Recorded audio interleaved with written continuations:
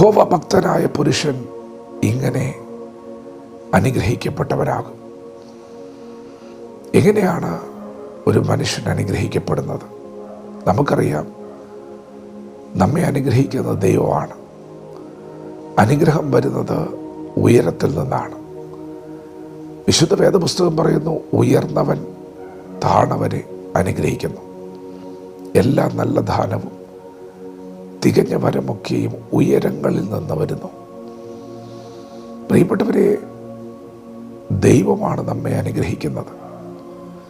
ദൈവം ഉയർന്നവനാണ്, ഉന്നതനാണ്, അത്യുന്നതനാണ്, നമ്മെ സൃഷ്ടിച്ചവനാണ്, നമ്മുടെ മേൽ അധികാരമുള്ളവനാണ്, പരമാധികാരിയാണ്. ദൈവമാണ് നമ്മെ അനുഗ്രഹിക്കുന്നത്. യഹോവ ഭക്തനായ പുരുഷൻ അനുഗ്രഹിക്കപ്പെടും.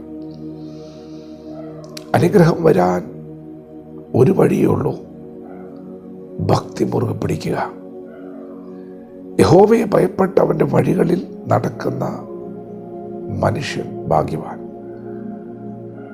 അവൻ്റെ കൈകളുടെ അധ്വാന ഫലം അവൻ തിന്നും. അവൻ ഭാഗ്യവാൻ, അവന് നന്മ വരും.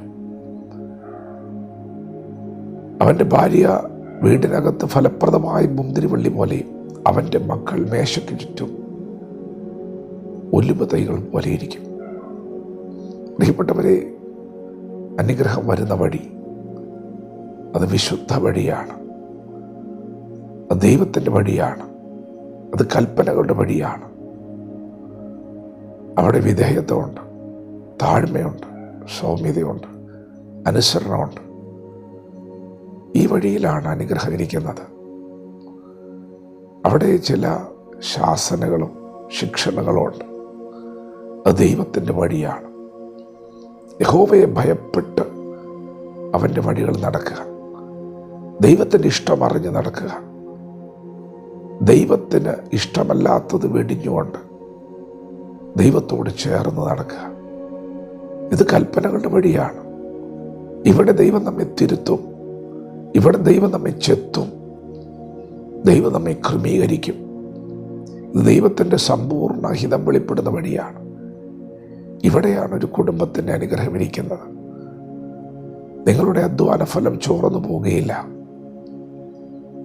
അതാരും കവർച്ചയായി കൊണ്ടുപോവുകയില്ല.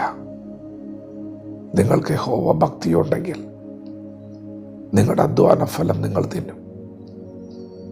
നിങ്ങളുടെ ഭാര്യ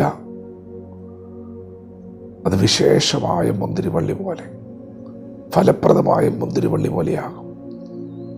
നിങ്ങളുടെ മക്കൾ നിങ്ങളോട് കൂടെ ഉണ്ടാകും. അവർ ആലയത്തിൽ നടപ്പെട്ട ഒരു ഒലിവ് വൃക്ഷം പോലെയാകും. പ്രയോജനമുള്ളവരാകും, ശക്തന്മാരാകും. പ്രിയപ്പെട്ടവർ, ഇതെല്ലാം ഈ തിരുവചനത്തിൻ്റെ അകത്ത് മറഞ്ഞിരിക്കുന്ന അനുഗ്രഹങ്ങളാണ്. കൽപ്പനകളുടെ വഴിയിൽ, വിശുദ്ധ വഴിയിൽ. അതുകൊണ്ട് ഇന്ന് പകൽക്കാലം ദൈവത്തോട് കൂടുതൽ ചേർന്ന് നടക്കാം. ദൈവത്തിൻ്റെ ഇഷ്ടങ്ങൾ അറിയാം, അത് പ്രവർത്തിക്കാം.